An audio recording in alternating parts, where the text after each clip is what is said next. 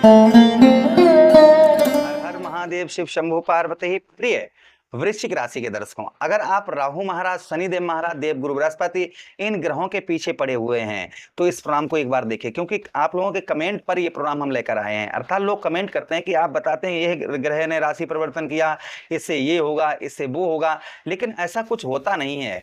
जो लोग ऐसा कमेंट करते हैं वो लोग ध्यान से देखिएगा और ध्यान से सुनिएगा, उनके लिए प्रोग्राम लेकर आए हैं। कमेंट जो लोग करते हैं कि आप जो बता रहे हैं वो फेक होता है या जो है हमारे साथ ऐसा क्यों नहीं होता है, तो ध्यान से सुनिएगा कि जरूरी नहीं कि ग्रह ही आपकी कुंडली में खराब हो, आपको खराब फल दे रहे हो, आप लाइफ में आगे ना बढ़ पा रहे हो। इसका कारण दूसरा भी हो सकता है। दूसरा कारण ये हो सकता है कि आपकी कहीं कुंडली में पितृदोष तो नहीं है, आपकी कुंडली या फिर आपके बच्चों की कुंडली में पितृदोष तो नहीं है, आपकी पत्नी की कुंडली में पितृदोष तो नहीं है, आपके भाइयों की कुंडली में पितृदोष तो नहीं है। अगर पितृदोष होगा तो संभवतः ये ग्रहों का प्रभाव आपके ऊपर ना के ऊपर पड़े, ना के बराबर पड़ेगा। और आप ही हमेशा ये सोचते रहेंगे कि हाँ हमारे ग्रह खराब है, हमारा ये खराब है, हमारा वो खराब है। तो इसलिए आपको यह प्रोग्राम देखना बहुत जरूरी है। अगर ऐसा आपके साथ होता है तो ध्यान से सुनिएगा और ध्यान से जो मैं बता रहा हूं कि यही 27 अगस्त को पितृपक्ष प्रारंभ है और 10 अक्टूबर तक पितृपक्ष रहेगा।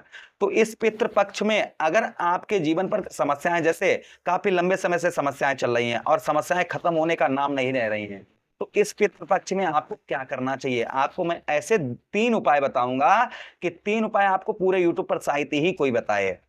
वो 3 उपाय करने से पितरों का दोष, जो आपके ऊपर पितृ दोष लगा हुआ है और या फिर आपकी पत्नी या किसी की कुंडली में परिवार में है, तो पितरों से आपको जो है ना आशीर्वाद प्राप्त अवश्य ही होगा। आप ध्यान से सुनिएगा। अब आपकी सबकी कुंडली कैसे चेक करवाते घूमेंगे कि पता नहीं किसकी कुंडली में पितृदोष है, ये कैसे आप चेक करवाएंगे? ये तो आपको नहीं पता है, क्योंकि हो सकता है कि आपके भाइयों की डिटेल्स ना हो, डेट ऑफ बर्थ सही ना हो, आपकी ना हो, तो आपको ये कैसे पता लगेगा? तो उसके लिए मैं 10 संकेत यहां पर आपको बता रहा हूं। अगर आपके साथ में ऐसे 10 घटनाएं घटित होती हैं और हमेशा ही होती हैं, तो समझ जाइए आपकी कुंडली में या आपके परिवार में किसी सदस्य की कुंडली में पितृदोष हो सकता है, जिसके कारण उसका भुगतान आपको भी भोगना पड़ रहा है। तो क्या वो 10 घटनाएं, पहले वो सुन लीजिएगा, फिर हम चर्चा करेंगे वो 3 उपाय क्या करने हैं। यानी कि बड़ा ही इंपॉर्टेंट, बड़ा ही खास प्रोग्राम आप लोगों के लिए मेरी समझ से है, इसलिए आप अवश्य ही शुरू से लेकर अंत तक बने रहिएगा।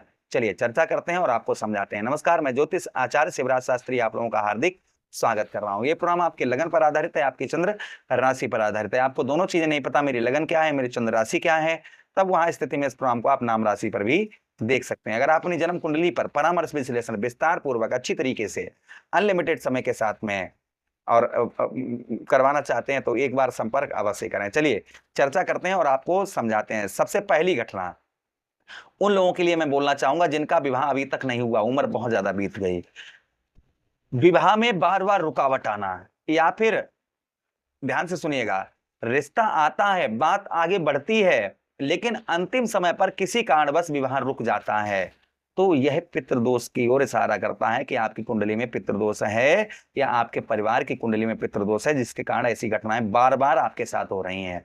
क्या करना है आपको? वो 3 उपाय करने हैं। दूसरी घटना क्या है? संतान से जुड़ी परेशानी है, जैसे विवाह के समय, विवाह के बाद संतान प्राप्ति में देरी या संतान से संबंधित चिंता बार बार बनी रहना, जैसे बच्चे हमेशा बीमार रहते हैं या फिर बच्चे गलत रास्ता पर चल रहे हैं या फिर उनका पढ़ाई में मन नहीं लग रहा है, वो कुछ संगति उनकी हो गई है, या फिर जो है अभी संतान पैदा हुई ही नहीं है या होती है और वो भगवान को प्यारी हो जाती है। अगर ऐसा आपके साथ बार बार होता है तो ये कहीं ना कहीं पितृदोष की ही ओर इशारा करते हैं। अच्छा, उसी के साथ ही साथ तीसरी घटना, घर में लगातार कलह होना, जैसे बिना किसी बड़ी वजह के परिवार के लोगों के बीच में विवाद होना, मनमुटाव होना और घर में अशांति का माहौल बना रहना, ये भी कहीं ना कहीं पितृदोष की ही ओर इशारा करते हैं। चौथी घटना, बनते काम अचानक से रुक जाना, जैसे काम पूरा होने के करीब पहुंच जाता है और अंतिम समय पर अनपेक्षित बाधा आ जाती है, यानी कि जो पता नहीं होता है कि ये हमारा, मतलब पता होता है ये काम मेरा हो जाएगा, ये आपको पूरा विश्वास रहता है, लेकिन एंड समय पर कोई ऐसी घटना घटित होती है जिसके कारण जो है वह काम अधूरा का अधूरा रह जाता है, तो ये भी कहीं ना कहीं पितृदोष की ही ओर इशारा करते हैं। उसी के साथ ही साथ में चौथी घटना कि घर में जो है ना बनते काम अचानक से रुक जाना और पांचवी घटना जो है वह धन का टिक ना पाना, अर्थात जो है कि पैसा आता है लेकिन कोई समस्या ऐसी आ जाती है कि वो पैसा खर्च हो जाता है। जैसे सैलरी आई या व्यवसाय से पैसा बचा या फिर खेती बाड़ी से बचा, कुछ धन बचा, तो ऐसी घटना, अचानक कोई बीमार हो जाता है, किसी प्रकार की कोई घटना ऐसी हो जाती है कि वो धन हमारा उसमें खर्च हो जाता है, तो ये भी कहीं ना कहीं पितृदोष की ही ओर इशारा करते हैं। अच्छा, उसी के साथ साथ में छठी घटना, नौकरी या व्यापार में स्थिरता, अर्थात जो है ना बार बार आपको नौकरी बदलना। उसी के साथ ही साथ व्यापार में अचानक से रुकावट आना या फिर मेहनत के अनुसार फल ना प्राप्त होना, ये भी कहीं ना कहीं पितृदोष की ही इशारा करते हैं। सातवीं घटना, एक परेशानी के बाद दूसरी परेशानी सामने पर खड़ी होना, अर्थात परिवार में ऐसा महसूस होना कि एक समस्या खत्म होती ही दूसरी समस्या सामने पर आ जाती है, तो ये भी कहीं ना कहीं पितृदोष की ही ओर इशारा करते हैं। अच्छा, उसी के साथ ही साथ आठवीं घटना, पूर्वजों से जुड़े सपने, अगर आपको आपके पूर्वज बार बार आपको सपने में दिखाई दे रहे हैं तो कहीं ना कहीं पितृदोष की ये इशारा होता है, लेकिन ये सर्टिफाइड नहीं होता है कि आपकी कुंडली में पितृदोष हो ही। वो आपको कुछ बता रहे हैं तो उसको सुनना चाहिए, उस काम को पूरा करना चाहिए, इससे भी पितृदोष समाप्त होता है। अच्छा, उसी के साथ ही साथ में नौवीं घटना, शुभ कार्य में बाधा, अर्थात जो है कोई भी आप कार्य कर रहे हैं, यानी जैसे शुभ कार्य कर रहे हैं, किसी का विवाह कर रहे हैं, गृह प्रवेश कर रहे हैं या नया व्यवसाय कर रहे हैं और अंतिम समय पर आकर उसमें कोई रुकावट अचानक से आ जाना, तो ये कहीं ना कहीं पितृदोष की ही ओर इशारा करते हैं। 10वीं घटना, परिवार में जो है ना, जैसे परिवार में पीढ़ियों से किसी के विवाह में परेशानी हमेशा होती है, संतान से रिलेटेड यानी पूर्वजों से चले आ रहा है कि बच्चों से रिलेटेड परेशानियां होती हैं, या फिर परिवार में आपके चला आ रहा है कि धन से संबंधित, या फिर परिवार में चला आ रहा है कि शुरुआत से ही कि लड़ाई झगड़े होना शुरुआत से ही, तो ये कहीं ना कहीं पितृदोष की ही ओर इशारा करते हैं। तो ये 10 घटनाएं हमने आपको बताई, अगर इस तरीके की घटनाएं इनमें से एक या दो लगातार आपके साथ में होती हैं तो कहीं ना कहीं ये पितृदोष की ओर इशारा करता है। तो इसके लिए 3 उपाय करिए। पितृपक्ष में ध्यान दीजिएगा, पितृपक्ष में अपने मान सम्मान के लोग, जैसे जिनके आप पैर छू सके, दामाद हो गए, भांजे हो गए, भांजियां हो गई, तो जिनके आप पैर छू सके उनको आप घर में बुलाइए पितृपक्ष में, उनको जो है भोजन करवाइए विधि विधान से, जैसे भगवान का भोग लगाते हैं।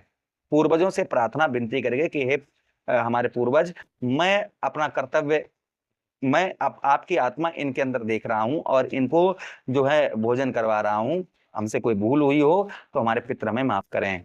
उनको भोजन करवाएं, वस्त्र दान करें, दान दक्षिणा दें और उनको विदा करें। ये करवाने के बाद रात भर उनको घर में रोकें तो और अच्छी बात है। दूसरा उपाय, कौओं को और गाय को सामर्थ्य के अनुसार भोजन करवाएं, कौओं को पूरे पितृपक्ष भर। तीसरा उपाय, रोजाना सूर्यदेव भगवान को जल दें, और बहुत साधारण उपाय हैं, और सूर्यदेव भगवान से विनती करें कि हे सूर्यदेव भगवान, हमारे पूर्व हमसे कोई भूल हुई हो तो हमारे पूर्वजों की आत्मा की शांति करें। और उसी के साथ ही साथ और भी उपाय होते हैं। पितृपक्ष में आप क्या कर सकते हैं, पितृपक्ष में आप जो है श्रद्धा तर्पण करें, दान करें, ये भी बहुत सारी चीजें होती हैं। तो ये 3 उपाय मुख्य हमने आपको बताएं, जिससे आपका ना ज्यादा कुछ खर्चा होना और ये नॉर्मल से कर लेना। तो आप ये उपाय करिए, इससे आपको अवश्य ही लाभ होगा। आशा कर रहे हैं, उम्मीद कर रहे हैं वीडियो काफी अच्छा लगा होगा। लगा है तो लाइक कर दीजिए, चैनल को सब्सक्राइब कर दीजिए, यह प्रोग्राम अपने मित्र यारों के पास शेयर कर दीजिए, आदेश दीजिए किसी अन्य प्रोग्राम में पुनः वेट करेंगे। तब तक के लिए राधे राधे, हरे कृष्णा, प्रणाम।